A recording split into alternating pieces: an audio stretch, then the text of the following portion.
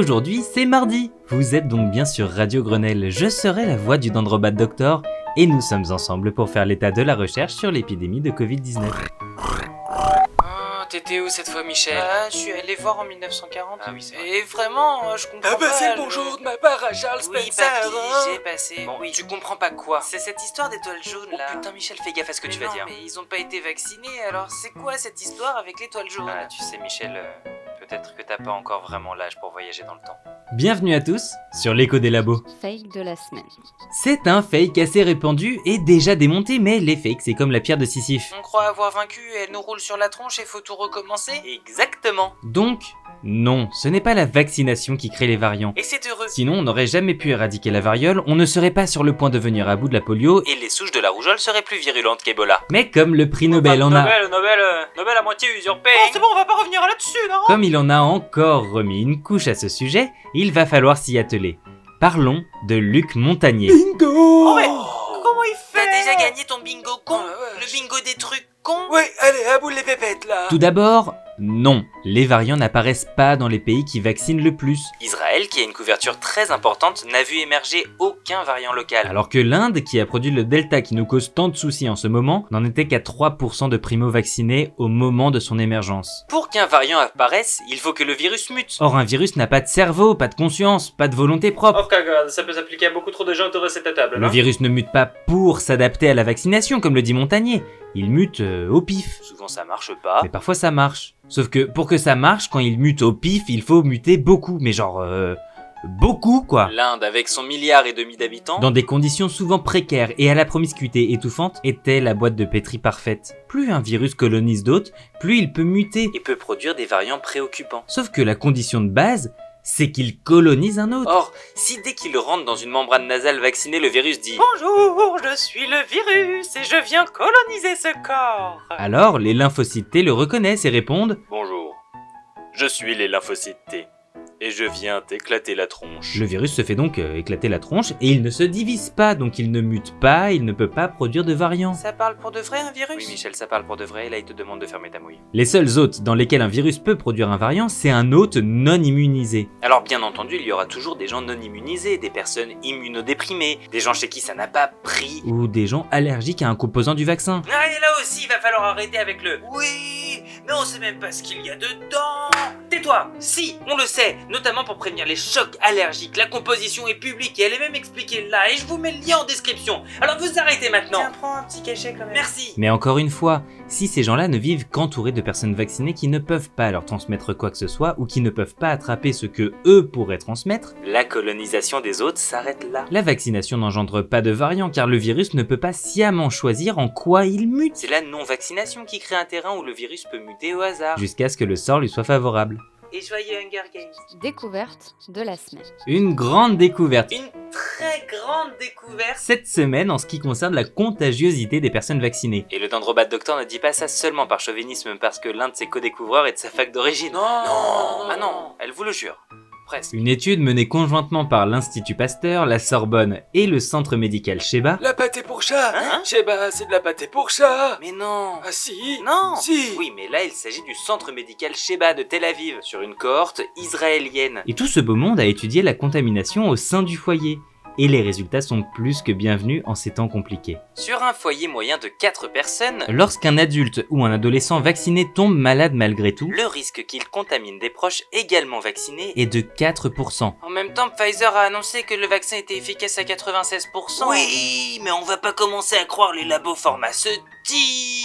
Bah si. Si aucun des deux n'est vacciné, le risque est en revanche de 59%. Mais est-ce l'effet protecteur du vaccin sur le potentiel contaminé qui agit seulement? Ou bien y a-t-il eu aussi une réduction dans la contagiosité du malade vacciné? J'ai pas compris. Pour le savoir, les chercheurs ont étudié un cas un peu particulier. La transmission adulte-enfant, Dans le cas de la transmission vers un enfant, qui ne peut donc pas être vacciné, le risque est de 36% si l'adulte porteur n'est pas vacciné et tombe à 10% seulement s'il l'est. soit une réduction de la contagiosité de 72%. L'étude, disponible en description, est encore en préprint et a été réalisée avant l'arrivée du variant Delta. Qui pourrait bien rebattre les cartes. Mais après des mois à entendre que Oui, le vaccin n'empêche pas de transmettre. je pense qu'on a le droit de trinquer un coup et de se dire que presque 3/4 de contagiosité en moins, c'est quand même pas mal pour un truc qui sert à rien. Piste de la semaine. Recensement. Une nouvelle étude montre que, malheureusement, le nombre de morts en Inde a été très sous-évalué. On s'en doutait déjà et, comme le dit un de ses co-auteurs de l'étude, de nombreuses déclarations de mortalité dans plusieurs États ont déjà été largement revues à la hausse. Grâce aux efforts héroïques des journalistes indiens et de la société civile qui ont inlassablement et furieusement enregistré des décès et forcé les gouvernements des États à publier des données précises et à réviser leurs chiffres. On peut lire ça dans l'étude que je vous glisse en description. Mais cela ne suffit pas. L'étude a utilisé 3 jeux de données. L'état civil de 7 états majeurs du pays, Les naissances et les morts déclarées, des tests sanguins indiquant la prévalence du virus en Inde et une étude économique conduite 3 fois par an auprès de 900 000 personnes. Si les auteurs... dont l'ancien conseiller économique du gouvernement indien, donc on ne peut pas dire que c'est fait pour pointer le pays du doigt par des étrangers. Si les auteurs donc reconnaissent que l'évaluation des morts est toujours un exercice difficile, ils sont formels. Le Covid n'a pas tué 400 000 personnes en Inde. Il en a tué entre 3,4 et 4,7 millions, dont 2 millions au cours de la seule première vague. Le bilan mondial des victimes vient de doubler, et c'est sans compter les pays pour lesquels on les ignore toujours. Et on n'est même pas dans la mauvaise nouvelle de la semaine? Non, il y avait déjà plus de place. Oh. Impasse de la semaine. Sinovac.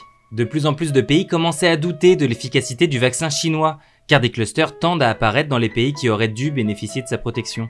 Une étude réalisée par des chercheurs de Hong Kong Est disponible sur The Lancet ou en description. vient de démontrer que Sinovac génère 10 fois moins d'anticorps chez les personnes vaccinées que le vaccin de Pfizer. Utilisé comme comparatif témoin. Si les auteurs de l'étude reconnaissent que l'immunité ne se mesure pas uniquement aux anticorps, Il n'en demeure pas moins qu'ils imputent cette différence d'efficacité à la technologie choisie par la Chine. c'est un vaccin à virus inactivé, qui semble loin de pouvoir égaler les performances des vaccins à ARN. Mauvaise nouvelle de la semaine. France. Avec en moyenne 10 000 nouveaux cas positifs par jour et un R effectif qui approche le 1,7, Un taux jamais égalé depuis le premier confinement. le nombre de malades a pris plus 133% en une semaine. Les 10-39 ans sont beaucoup plus touchés que les autres tranches d'âge, avec les 20-29 ans particulièrement sinistrés. Le variant Delta est désormais chez lui avec près de 85% des contaminations imputées. Les admissions en soins critiques repartent à la hausse. Mais comment ça se fait si Oui, ce sont les jeunes qui rentrent en soins critiques. Mais ces admissions ne suivent pas la courbe des cas pour l'instant, en espérant que la couverture vaccinale encore fragile permette que cela reste comme ça. Certificat. Un nouveau réseau de faux certificats de vaccination a été démantelé cette semaine. Cette fois impliquant une pharmacienne travaillant en centre de vaccination. Chaque attestation était vendue 250 € et plus d'une cinquantaine de personnes seraient concernées. T'as payé toi pour avoir ton vaccin? Bah non. Donc eux ils ont payé, ils sont pas vaccinés? Bah ouais. Et elle s'est fait 12 500 €? Ah. Également à Grenoble, une secrétaire médicale a été arrêtée dans un centre de vaccination. Elle est soupçonnée d'avoir apposé le cachet du centre sur des attestations falsifiées en échange de plusieurs centaines d'euros. Rappelons que cela s'appelle faux et usage de faux, Que ce soit pour ceux qui fabriquent qui vendent, ou qui utilisent ces faux passes. et c'est jusqu'à 45 000 € d'amende et 1 an de prison. Et je parle pas des sanctions professionnelles quand en plus vous êtes un soignant. Tunisie. Le pays s'enfonce un peu plus dans la crise sanitaire. Dans un scénario déjà vu pour le Brésil ou pour l'Inde, Les hôpitaux manquent de tout, à commencer par les lits. Des patients meurent faute d'oxygène qui n'arrivent pas et les soignants sont à bout de force. avec 7000 cas recensés chaque jour pour seulement 11 millions d'habitants, 92% des lits de réanimation sont occupés par les patients Covid. Et les hôpitaux dressent des tentes en extérieur pour rajouter des lits. alors que le pays subit une vague de chaleur de plus de 40 degrés Celsius. Le pays s'en remet à l'aide internationale. Le Maroc a ainsi envoyé 2 unités complètes de réanimation, soit l'équivalent de 100 lits complètement équipés, Et la France, 25 concentrateurs d'oxygène un demi-million de vaccins, et 600 000 litres d'oxygène. mais le bilan sera très lourd. Ça va Michel? Bah quand même depuis le début on parle que de trucs pas trop rigolos là. Ah oui, je comprends. Ah, t'en fais pas, c'est fini maintenant. Bonne nouvelle de la semaine. Immunité. La vaccination progresse en France, où désormais 5 tranches d'âge sont au-dessus du fameux 80% d'immunisés. Les 70-74 ans, Et 75-79 ans étant même à plus de 90%. accusés de juste vouloir faire la fête et de n'en avoir rien à faire, la tranche des 18-24 ans semble bien décidée à faire mentir tout le monde. Puisqu'elle est en train de dépasser les 25-29 ans et les 30-39 ans en s'approchant des 60%. Alors qu'elle a été la dernière à avoir accès au vaccin chez les majeurs. Chez les mineurs, les 12-17 ans continuent leur ascension et approchent tranquillement les 30%, et ce malgré les vacances. Qu'est-ce que putain de quoi? 3 centres de vaccination Dans le Doubs, l'Isère et les Pyrénées-Atlantiques. ont été victimes cette semaine de sabotage visant à détruire les doses qu'ils stockaient. Quoi? Oui bon, Mais t'as dit que c'était fini les mauvaises nouvelles. Oh, ça... Celui du Doubs a été victime d'un sabotage électrique, faisant tomber en rideau les frigos contenant plus de 5000 doses. Par précaution, ces doses ont été retirées pour être analysées par la pharmacie de l'hôpital proche. Dans l'Isère, ce sont les systèmes de lutte incendie qui ont été déclenchés pour rendre le bâtiment inutilisable. Du mobilier, du matériel qui ont été donc saccagés.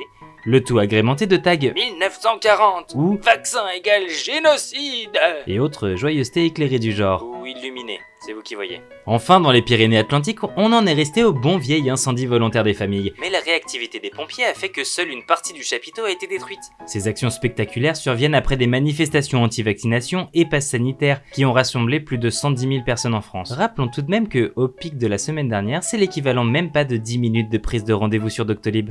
Point méthode de la semaine. Le fameux Oui, mais... et l'introduction au whataboutisme. Le whataboutisme n'est pas une pratique vaudou ou le nom d'un groupe de hip-hop funk. C'est une pratique qui consiste à refuser avec beaucoup de mauvaise foi de s'occuper d'un problème en parlant d'un problème dont on ne s'occupe pas plus d'ordinaire. J'ai pas tout compris. Bougez pas, on va faire des exemples. Je peux quand même aller au petit coin, hein? Oui, il existe une rengaine bien connue lorsqu'il est par exemple question de l'aide aux migrants. Oui, mais...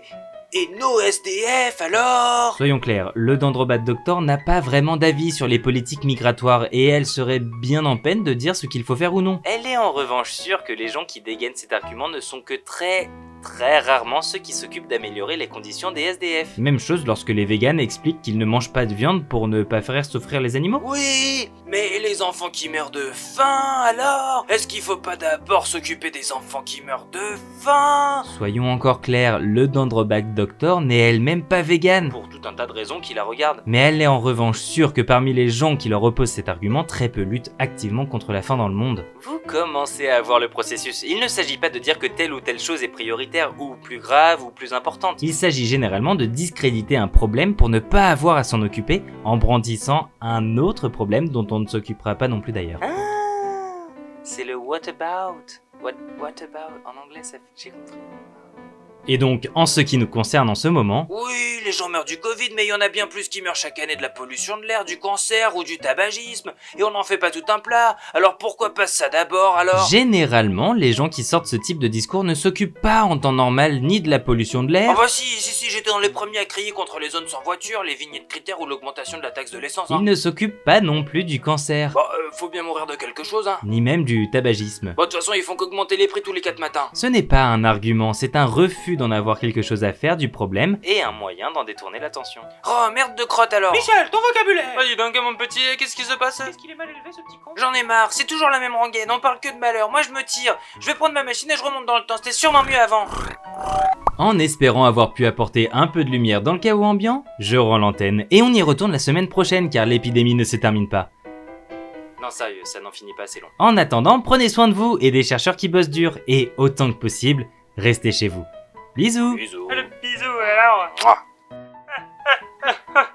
et là il m'a dit, c'est toujours la même rengaine, on ne parle que de malheur, moi je me tire, je prends ma machine à me remonter dans le temps, c'était sûrement mieux avant. Non, c'était pas mieux. Alors petit. Bah j'ai emmené le professeur Alan Grunt voir des dinosaures, et j'ai visé à peu près pour arriver en Bretagne, mais avec les continents qui se sont déplacés au fil de temps, tout ça, on est tombé dans l'eau. Ah. Le pantalon est mouillé comme moi. Alors bon, on a vu les dinosaures aquatiques, hein. Mais non, vrai. Il est où ce professeur? Bah lui, il a peut-être vu le dinosaure aquatique d'un peu trop près. Oh, Oh, c'est Ah. ballot. Dites, vous auriez pas juste un petit cookie pour me remonter le moral? Cela... C'est dur.